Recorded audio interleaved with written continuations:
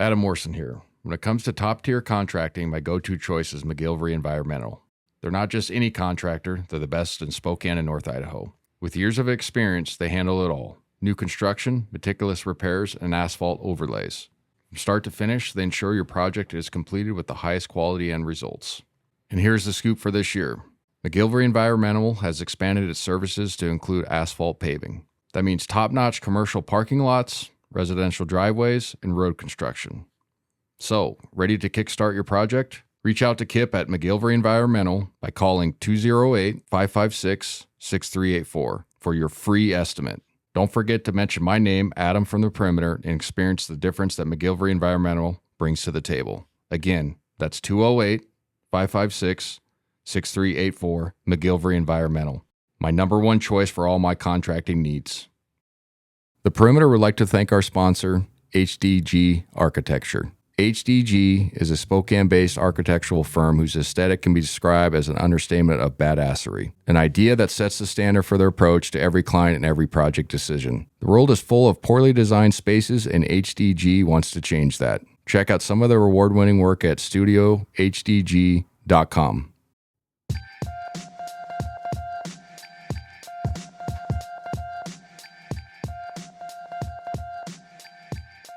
Welcome to the Perimeter, Season 3, Episode 20, presented by McGillivray Environmental, with Brendan, the producer, coming off a great weekend. 2 big wins for Gonzaga. Clinched that 2 seed. We talked about the importance of that. Kind of ruined a historic chance for St. Mary's to go undefeated in league, even though they still won the league. Congrats to them, but 15-1. That Jefferson injury really killed them. We'll get into the games. We'll talk about the upcoming WCC Tourney, bracketology, where we think this team will fit, scenarios. We've discussed that a little bit in previous episodes, but now there's a clearer picture, obviously. And then kind of, discuss postseason awards, WCC awards. Those came out. I think Graham Ike kind of got screwed over on Player of the Year, but still first team. And, cover a lot of topics. You watched the games, obviously, on television. What'd you think? Just first thoughts, like how cool was it that second half in San Francisco and then going down to St. Mary's, taking care of business? I thought it was great. I mean, I feel like Gonzaga's just hitting their stride at the right time. It feels good. Like I guess like in the beginning of the San Francisco game was a little bit, they're just they're breaking away in the second half and they're just not looking back. And I feel like this is the kind of team that we always expect come March, like it's feeling good. And I think we locked up at least a bid if we don't win the WCC tournament, but I don't know if I don't see a team beating us right now. Yeah. I mean, is it 4 quad 1 wins or 3 with those two? So I think it's 3 quad 1 wins, an opportunity against, we're going to assume, San Francisco in the WCC bracket. Let's just go over that real quick, how the WCC tourney will look. Let's see, didn't you have that slide right here? So, we'll play the winner of Portland LMU will play the winner. San Francisco will play the winner of that. I assume Portland's going to win that game, so we'll probably play the winner of San Francisco-Portland. Obviously, we just beat San Francisco handily, but it's hard to beat a team 3 times. And that's still a scary matchup just because they've had a great year. That's another quad 1 win opportunity. We'll play that game Monday night. I think it's the 8:30 game. It's been a while since we've had that late one. Normally you get the 6:30 if you're the first seed, because then you get theoretically the 2 hours extra rest. So that'll be a little bit different. Makes for a long day. But let's just say theoretically we win that game. That'll be 4 and 5 in quad 1 wins. 4 wins, 5 losses in quad 1 wins. Our quad 1 opportunity, and then it'll be something like I think it's like 8-8 or something like that versus quad 1 or quad 2 because they count quad 2s. So I think if we do that, and then let's just say hypothetically we get to the championship and we don't win, we are ranked 19th in the AP, 18th in the coaches, but we're in the net, we're 16th. So I'm just sitting there going like, there's no way that we couldn't get in. Now, do I think that's going to happen? No, I really do think this team's going to win this tournament coming up. Obviously, San Francisco's good, and then I assume we'll play St. Mary's. Who's on the other side of their bracket? They'll play Santa Clara, which is a tough one. They've given them trouble this year, so it could be that we play Santa Clara in the championship game as well. And I would argue that, in theory, Santa Clara is kind of a more balanced matchup, if that's the right way to put it, with their bigs, the size that they have, and bigger guards. Yeah. Not that St. Mary's isn't a tough matchup. It's just, I think if you just looked on paper, they got those 3, 6'10", 6'8", 6'9", 7-footer coming off the bench that if you're looking at just, like a eyeball test, like Santa Clara looks like a more difficult matchup for us, especially inside guarding EK. But yeah, this conference tournament's going to be fun. Really proud of our guys of getting into that 2 spot. I know you want to win the regular season title, but the real one is the automatic bid, right? So getting in that top 2 seed, I've talked about it at length, almost ad nauseum on previous episodes, is so important to be able to avoid that third game. I think the WCC does a good job. I had a rant episode ago or 2 episodes ago about how the Big Sky and these smaller conferences don't protect their top seeds. There's a reason you should want to play for finishing in the top 2 or winning the league is this. You don't have to play that third game on Saturday and maybe lose and have to beat a team 3 times in theory, right? So it's interesting to see, who will win that San Francisco, I'm assuming Portland matchup. I think San Francisco is obviously a better club, but you never know. And then we can maybe, have a game where well, here's a good question. Would we want San Francisco to win so then we do get a chance at another quad 1, or would we rather play like LMU or Portland? That's a really good question. That's a good question, you know yeah. Because then you're like, well, if you play those teams, it's obviously not a shoe-in, but it makes winning percentage of that game significantly higher. And I bet you, since it's in Vegas, we would be highly, highly favored, like 10-plus points in either of those matchups, LMU or Portland. So that'll be interesting to see. But we played great against San Francisco down there. I was really proud. Obviously, I didn't go to the game. I was at my daughter's state basketball tournament. So I watched on television. That second half was as good as we played in a long time, especially defensively. I mean, we really just clamped down, and then we were just flying around offensively, getting transition baskets. Guys were scoring in bunches. We finally saw like the big knockout punch that we've seen in years past. Not that this team didn't have runs, but we've saw it more regularly is what I'm trying to say in teams past. But this team is hitting their stride at the right time. Graham EK was fantastic in that game. 26 points, 7 rebounds, 9 of 12 from the field, made all 8 of his free throws. Anton was great, 10 and 5, 50% from the field. Ben Gregg, 5 points, 5 rebounds, but was just solid. Nemhard was fantastic, 15 points, 6 assists, And then Nolan Hickman, 22 points, 3 rebounds, 6 of 6 from the free throw line, 2 of 6 from downtown. It's another one of those games, though, where we don't shoot it well from the 3. We go 3 for 10 and we blow somebody out. So I think it's like kind of a good thing that, because, at the start of the year, and I talked about it a lot because it was such a big topic and I got tired of talking about it, but it was something that needed to be said, is every time we had a big loss or a struggle, you immediately went to the 3-point line, you know what I mean, or the three ball stats. And it was getting kind of annoying to just continually talk about it. Definitely. And it wasn't our only flaw. Like, there was other things that we were turning the ball over too much. Graham wasn't as effective, not that he wasn't playing, didn't have good non-conference games, but he wasn't as effective as he is now, and efficient is the point I'm trying to make, and better against double teams, all that stuff. He wasn't playing as good. Then our backcourt wasn't playing as good. Nemhard wasn't shooting the ball at the level that he was, in conference play, and then Nolan wasn't as good as well. So it's nice to be able to point and look at things and not always just talk about 3-point shooting. +9 on the glass in this game as well. Wow, we got 28 free throws. That's a lot. 23 of 28. So we are obviously the more aggressive team. 30 for 48, 62% from the field. Absolutely dominated offensively. Win by 18. Did an excellent job defensively on their best guys. Mogbo, who's a good player, has 14-11, but he only gets 9 field goal attempts and is kind of out of the game. Plays 35 minutes, but a minus 25 for him. So I was just really impressed watching that game, obviously on television, how well we played and how fast we played. It's a good sign. And I said it before, that was kind of it sucked for San Francisco because it takes a game away from them at that Memorial, which is a really cool venue, hard place to play at. Then we play in the gym that we've played at, and it just, you know what I mean? Like, it just felt bad because it's like there's going to be a lot of Gonzaga fan, not more, but there's going to be more than you think will show up to that game, so it'll feel like a true neutral, not a home game, but it counts as a home game for them.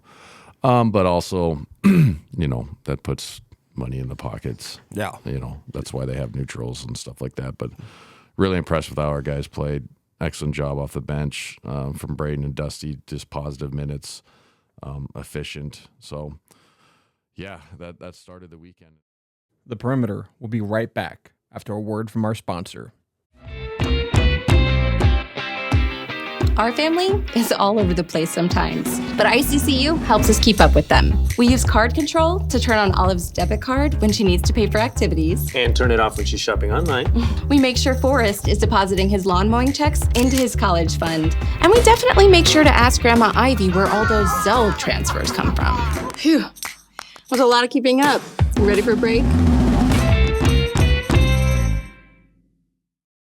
Efficient. So, yeah, that started the weekend, and once we got that was another quad one, and I felt really good going into that Saturday game against St. Mary's. We talked about Justin Jefferson being out for the season for St. Mary's and how much of how much that helps us in theory.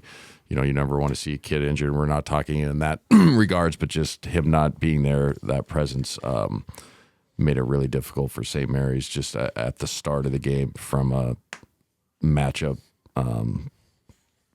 portion, I guess is what I'm trying to get at. Like, he was a good neutralizer to Anton, in theory, similar body type. He could guard that position.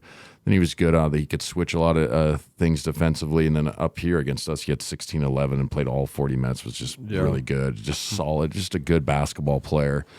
And not having him, especially on a team that's historically doesn't play a lot of guys that play 7.5 usually. Losing that is a big blow for them. So going into the game, I really felt like, St. Mary's was favored by 3, and I was like, man, if I was a bet man, I would hammer the shit out of this one, just knowing that Jefferson, what he does for them. But I was kind of surprised just seeing that line. I was like, wow, I know they're at home and they beat us before, but that's a huge loss. But I thought, coming into this game, we were just playing at the right peak. We locked up the second seed, and so we were playing, obviously, for pride, but another chance for a quad one. And then I guarantee, obviously I wasn't in the locker room and wasn't down there, but I guarantee the mention of, hey, let's not let these guys go 16-0. Yeah. We were the only clubs that have done that. At least in the modern era. Let's keep it that way. Something that's just ours is an undefeated regular season in WCC. So I guarantee that was. It felt like that's how it felt watching it, how they were playing. Like that they weren't going to let St. Mary's even be in the game. No. So. No. Yeah, I liked how we started out energy-wise, flying around, exciting. That's a really hostile place to play. I think it's one of the cooler gyms in the conference. It's really basic, just no end zone. There's end zone seating now, but it's really small. They actually done a good job of putting like a nice scoreboard in there or like a video board, which sounds funny, but it was really bland before. And they actually have a pretty good production style for how small it is. I know that sounds funny as well, but like they make it live. Yeah. And then their students are kind of rude. In a good way. Yeah. You know what I mean? Like, it's a good college basketball atmosphere. It gets a little bit vile, a little bit obscene. So it's a fun place to play. And they're all, and I mean this, in truthfully, like they're all nice people. You know what I mean? Like, so it's a healthy respect. Like you go there, they don't treat you like shit, but they don't like they don't like you, but they're not rude. Right. You know what I'm saying? Yeah. It's not like when we used to play at BYU. That's when you were like, some of these people are kind of rude. You know what I mean? Like just a little bit stuck up. Like but, there's respect there. Yeah. Yeah, exactly. There's a healthy respect there. Similar sized universities understand each other. Good programs, all that type of stuff. So. I thought energy-wise, our guys were terrific, especially start the game. Graham, again, another great game, 24 points, 10 rebounds. And then Nemhard, who played all 40 minutes, was absolutely terrific. 20 points, 10 assists, so a double-double, only 1 turnover. 2 of 4 from downtown, 9 of 15 from the field. He really shortened his bench. He only brought Braden and Dusty off the pine. But we go 30 of 58, which is 51%, 5 of 9 from 3. So that's a good percentage, but didn't take a ton. And, Ben Gregg was terrific as well, 12 points, 5 rebounds. It was just our energy and defense was just tremendous. Flying around, we really took away Mahaney. I know he gets to 16, but he goes 6 of 19. I liked our ball screen coverage against him. Saxon was effective, but he has 13 and 5. Marcelonis, who ended up being league MVP, we'll talk about that, was 4 of 6, 10 points, 6 rebounds. But we hold them to 37%, 22 of 59, and really just bother them, defensively. Minus 11 on the glass, a little bit concerning, but 19 assists, only 5 turnovers for us. Obviously, that's tremendous. 9 steals is tremendous as well. We outscore them 42 to 26 in the paint. Fast break points, 15 to 3. Points off turnovers, 13 to 7. So dominate the major categories. Statistically, plus 16.5 really took them out of their game, silenced that crowd. Like I said, not having Jefferson really, really hurts their opportunity to take away like an Anton and maybe guard Graham a little bit, and switch balls. He just does so much. It's just like Anton for us, like. A lot of the stuff, like Anton's had a great statistical season, but like the people that understood his value before knew, okay, he's going to tip a few balls. He's going to be able to switch on ball screen. You know what I mean? Like he's just the value of having him on the floor. He's going to know when to swing. And that's the same for Justin Jefferson for them, especially on a team, like I said, that's not historically deep. When you lose a major cog in the wheel, it can make it really, really difficult. So, great job, great weekends for our guys. What a better way to end the regular season than 2 dominant wins against the top of the conference. Yeah, and kind of set the standard. Obviously, we finished second, but we go 14-2. It's pretty good second place. Yeah, it's not like we were playing bad and moved up for the majority of the season or something like that. So our guys were terrific. I'm proud of them. Great way to end. Like I said, we knocked them off. Gives us another quad 1 win, a huge quad 1 win on the road. Those matter more.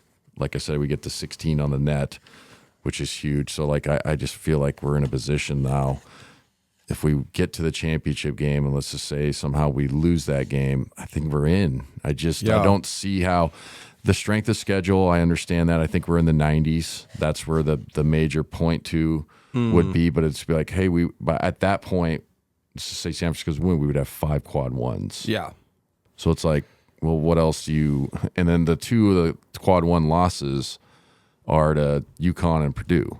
And those matter more. Totally. Yeah. So it's like, well, they're kicking the shit out of everybody else, or whatever. So I just think our guys have done enough. 24-6 right now to be in, and most bracketology has us in now. It's funny how much it fluctuates, which they have us like at 6 seeds in some of them. So I was going to say our Lenardi is not updated. They updated it yesterday, but for Lenardi now, he has us as a 7 seed in the East against Villanova, which would be a fun game. 2 Jesuit schools. Yeah, which would be great. But yeah, everyone has this as a pretty low seed. Fox has it as a 7. CBS has it as an 8 in the South versus Michigan State. That'd be fun. That'd be fun. I think now I'm looking at it like if we're a 7 seed right now and we can win the WCC, we go up to a 6 or a 5. 6 or a 5, like that. Yeah, I think if we win these 2, we probably get 5 or 6, which I think is fantastic. You never want the 8-9. Yeah. That goes without saying. 8-9 sucks. You go 7 and below, or 10 and above. Like, it's always better. I'd be happy with a 10. Like, who cares? Yeah. You know what I mean? At this point, you just get into that your pod and win your 2 games and then move on, and anything can happen. But I was just super happy for our guys. Lenardi, last 4 in. It's crazy. That was on Monday. That was on Monday. So, yeah, okay. So, yeah, Fox 7 seed, CBS 8 seed. So at least they have us in, I guess. I mean, for a while we were next 4 out, or whatever for a while, right? There was a time where we weren't even on Lenardi's list for like I think a week or 2. Yeah.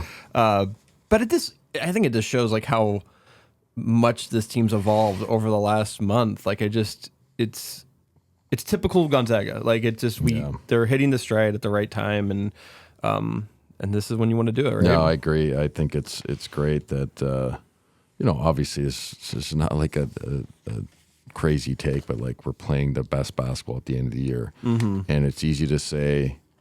A lot of teams do that. I'm like, well, Nemhard is transferred. EK didn't play in 18 months. Didn't play all last year. Stromer new. Braden obviously new to play. Redshirt year, and then Ben Gregg, Nolan moving over. Like there was a bunch of guys moving into new roles that mattered more. Yeah. So sometimes that takes a while. It takes a while for a team to gel, and sometimes it takes a while the guys to hit their stride offensively and really understand what they need to do as a more looked upon scorer is what I'm trying to say, I guess, or somebody that has to score more or be more their role be magnified. So I thought that would take some time.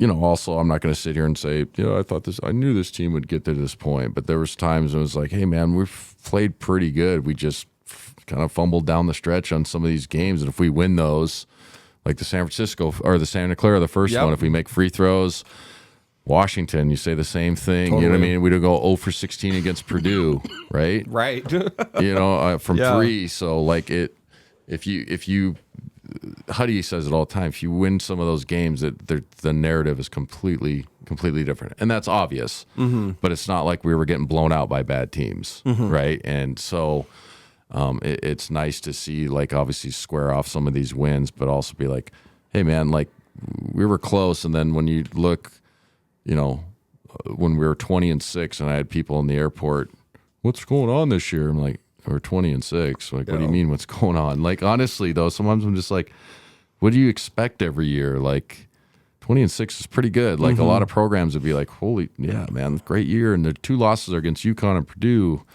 and you lost on the road by 1 to Santa Clara, and then by 3 to UW. You know what I mean? Like your rival. Like, so some of it was just like, geez, man, like. I'm wondering what's going to happen if we ever really have a bad year. Like, you guys going to like go down and burn the gym down or something? It's crazy, man. It is. And the hate's not going to end because, like, I feel like even if we don't win the national championship, people are so like typical Zags. I'm like, and that type of mentality is always kind of weird to me in NCAA basketball. Like, I've never understood it either. It's like we've won.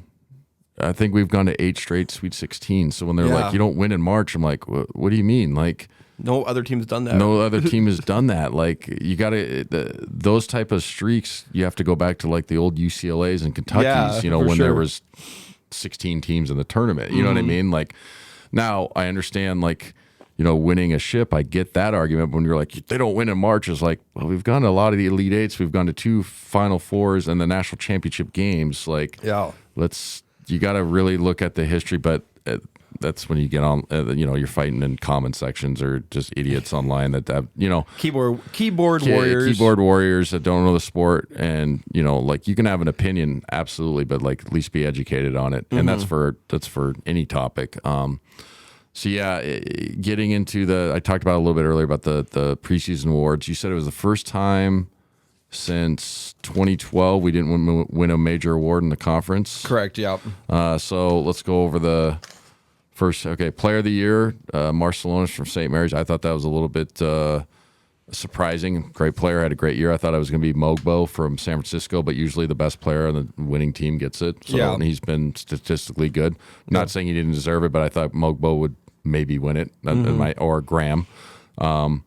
Coach of the Year, Randy Bennett, no surprise, great year. Defensive Player of the Year, Mitchell Saxon from St. Mary's.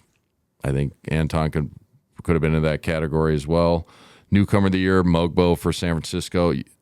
Sixth Man of the Year, Deuce Turner from San Diego. He was starting for a while, so I wonder if they put him that role just to give him an award. I don't know. Anyway, it doesn't matter. And then Freshman of the Year, Beasley from San Francisco. So obviously no Zags win a major award. Usually one of our guys wins Player of the Year or, defensive play, whatever. Yeah. First team, Nemhard, Anton, and EK make it for us, so congrats to them. Highly deserved. Second team, Nolan Hickman from Gonzaga makes it. I thought he could have made a case for first team, but that's here nor there. He's had a great season. He's had a great conference season. He shouldn't be ashamed of himself. He should use it as fire a little bit of not making it. But all in all, I think, Braden Huff makes all freshman team. Yeah, they only do 5 for that. So Braden makes all freshman team. Beasley, Ensminger, I can't say that name. I think it's M. Sminger. Yeah, I don't know how to say it either. Tyler Harris, and then Patton Jr. for San Diego make that. So yeah, I think overall, I think the awards are pretty fair. I mean, like I said, Graham EK has a great case. What's the stat that came out? He's the first player since myself to score 20 points in 7 straight games or something like that for Gonzaga. I did not know that. Yeah. So he's had a great run. I think he's had 9 or 10 in a row of 19 or more. Remember, he had the 19, so basically 20 in a row for 10 straight games. He's playing highly productive, and then we move into second. But like I said, usually the best player on the best team gets that Player of the Year award. So it makes sense. Mark Few said that he would have voted for Marcelonis. I don't have a problem. I mean, I really don't have an issue with it. Yeah. Like again, it's a St. Mary's kid, but I don't think, like, if you look at his numbers and how successful they were, it's like, yeah, that's how it works. You know what I mean? Like, so he's a nice kid too, and his dad was a good NBA player, so I think it's cool for him. It's cool, man, because he was coming off the bench last year for them. Yeah. And kind of, didn't play a lot. He was playing like 10 minutes a game. So to have like a breakout year in, his junior season, that's a cool campaign for him. So I was surprised. I mean, I look at the stats, like the newcomer of the year, like I get that Jonathan Mogbo won it, but like I feel like that EK is a shoo-in for that. No, yeah, it's a very good point. Like, yeah, no, you're right about statistically, he was better than him all across the board. All across the board. Yeah, except for I mean, Mogbo had was averaging 10 rebounds a game. 10 rebounds. So Graham's at 7, but he's averaging 17 points a game. Yeah. Shooting 62%. So very good point, man. I didn't even think of it, the newcomer part. I always think of that as freshman year. They started putting that in like 10 years ago, which makes sense. Transfers and JUCO guys. Yeah. But yeah, that kind of lost on that one right there. That should have been Graham's. That's the only one then I get that I'm disagree with. Are these are voted on by the coaches? I think coaches, and I think maybe media. I think maybe. Do you vote for it? No. I think it's me. Maybe it's not. Maybe it's just coaches. But I know coaches for sure. Obviously. Yeah. But then it gets weird because if you just do all coaches, you'd assume they would just always shoe in their own guys. Right. And I think it's like kind of I understand that, but you got to be a little bit honest. But obviously it's good for your program if your guys are winning all league awards and first teams, and it's easier for recruiting. But also it can be biased, obviously. So I wonder if media gets to vote. Yeah, I would. I was looking it up. I don't know how much media covers the WCC though, and that's not trying to be funny. It's just it's not as big now. So who would get a vote? our guys from the Spokesman, those two guys? Yeah. And then would it be, somebody from like the Moraga Times? Yeah, You know I what I mean, mean? And then like, what do you do? Maybe they include like people who've watched over the like big games like ESPN. Yeah, I don't know, but like that's a good point. Gonzaga and St. Mary's are the only ones that get a ton of airtime outside of when we're playing other teams in the conference. So I mean that's typically why it's dominated by Gonzaga and St. Mary's over the years. Yeah, that's a good. I'm not sure. Like, we'll find that out and tell you on the next episode. And not that anybody cares, but it's a good question. Does it not winning those awards? Like, do you think it helps fuel the fire for Graham and for Anton? I think so. I mean, I think those usually come into effect when you go into your summer workouts or you go into your end of the season and you evaluate where you're at. Type of deal, but that'd bother me a little bit if I'm Graham if I didn't win a major award and he played so good. Yeah, I thought Anton's first team is no issue. Maybe defensive player of the year. Yeah, because he's leading the conference in steals. I think he's second all time in steals behind John Stockton. So that matters. But yeah, I think the Nolan one is the one I'd be upset with if I'm Nolan. I think he's played good enough in conference play to be a first teamer, but still making second team is not a bad thing. Yeah. Getting recognized, but you look at some of the other players that made it in front of him, just like I don't know, yeah. I mean, Marcus Williams for San Francisco, he's okay. Jai for Pepperdine's good, but he's okay. You know what I mean? So like, there's a lot that you could argue against. But again, 3 guys on the first team and then 1 guy on the second team, and then an all freshman is pretty good deal. Yeah. So congrats to them. If talking about getting pissed off, the one should be upset is Dusty Stromer to make all freshman team. So that's something that he needs to put in his back pocket and use it for motivation next year. If that's the type of thing that motivates them, you know what I mean? Some guys are motivated by different things, but I think if you've had a pretty good campaign and you didn't get recognized, it should add fuel to the fire a little bit in the offseason. So hopefully that does for him. Yeah, man, we're going to be going into the conference tournament. Like I said, most likely San Francisco in the semifinal, then most likely we'd assume St. Mary's, but St. Mary's and Santa Clara beat the piss out of each other usually. I'm assuming Santa Clara and St. Mary's didn't face each other when Jefferson was out. So yeah, that's a good point. And so we might be playing Santa Clara in the championship. I mean, it's a legitimate case, and like I said, that's a scary matchup because their size, ball is really good on the perimeter, and they just have a better schematically matchup against us size wise. I think it's just they have Cafaro inside. They have the other 2 big guys. They have the kid that shot the 3 really well, and then the German national kid that was good. You know what I mean? Like they just have like 6'10" guys that are better than anybody. That St. Mary's defensively, Saxon's good, but he's got to play us without fouling. You know what I mean? 'Cause there's nobody that will come off the bench for him that they really want to put in the game. So who knows? But I think if we win that first semifinal game and then at least get the championship, hopefully we win. But if we don't, I still think we're in. It's just, like I said, 16 in the net. I don't know how you be that high in the net and not make it. Then if that's the case, then what's the point of the net? You know what I'm saying? Like if it gets to that point, then like why are we even following this? That's what my argument would be. It's like it doesn't even make sense if you're a top 16 team and you can't even get in that large. Then what's the point? But yeah, it's been a great end to the regular season. Our guys are playing the right way, hitting our strides, playing with confidence, playing with passion. It's really exciting. I'm looking forward to it. We'll probably be back a little bit later next week, considering. Yeah, we'll probably be Thursday. Probably drop the episode. Maybe Wednesday. I don't know what time I get back in, but probably Thursday is when the new episode will come out. We'll talk about hopefully a WCC championship, all tournament team, and then who we think we're going to play in the NCAA tournament. But it would be nice to have that locked up.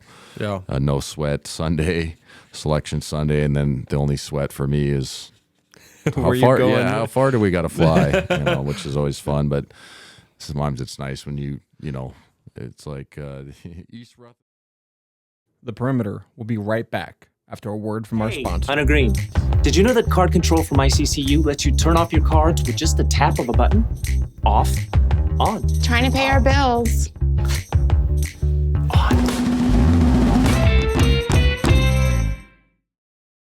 How far do we got to fly? Which is always fun, but sometimes it's nice when it's like East Rutherford and you don't see your name come across. You're like, yes, thank God. Phoenix, boom, got it. And you're just like, thank God, those type of things. It's that's what I look at when I'm going. No Albany this year.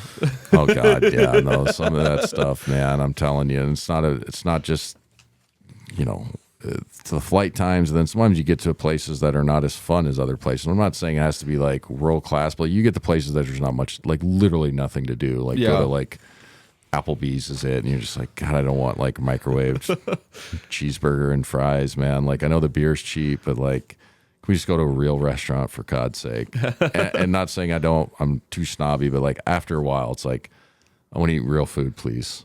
Yeah, you get what I'm saying. I get exactly what you're saying. I just want to eat real food. Yeah. Like, come on, man. I think you might be safe this year. I think what is I don't even know the first round sites are Indianapolis, Brooklyn, Omaha, Salt Lake, Spokane, Memphis, and Charlotte. Oh, okay. So I think, and they say Pittsburgh in there as well. I heard Pittsburgh's actually fun. Yeah, so cool city. All those places would be a good place to end up. I mean, ideally, it would be amazing. End up in Spokane somehow. That's the real big question too that we'll cover after the WCC, and obviously a lot of it depends on if we qualify or not. Blah blah blah. I'll get into like what are the parameters that we have to get into Spokane and what that would mean, and because remember it was 2020, right? So when we were 2020, yeah, and then when we landed, everything got canceled. We landed in San Jose, I remember. We did a flight back, and everything got it was like cancel. And it was when COVID first started, so you were just like, you really felt like the zombie apocalypse was starting, and you're like, I just want to go home. Don't touch me. You know what I mean? Like everybody was like that. It was such a weird feeling because everything was getting canceled, and then you really didn't know like what it was, and so the fear was like 100. And so you're just. I remember I saw Chris Haynes, who works for TNT, in the airport, and we were looking at it, like standing like 30 feet from each other. Yeah, man, you know what I mean? And like, this is crazy. You felt like the beginning of a horror movie or like an apocalyptic movie. And anyway, so yeah, that was the last time we were going to have a number one seed, most likely. That was the Killian Tilly, I think, tournament. Remember, he went bonkers.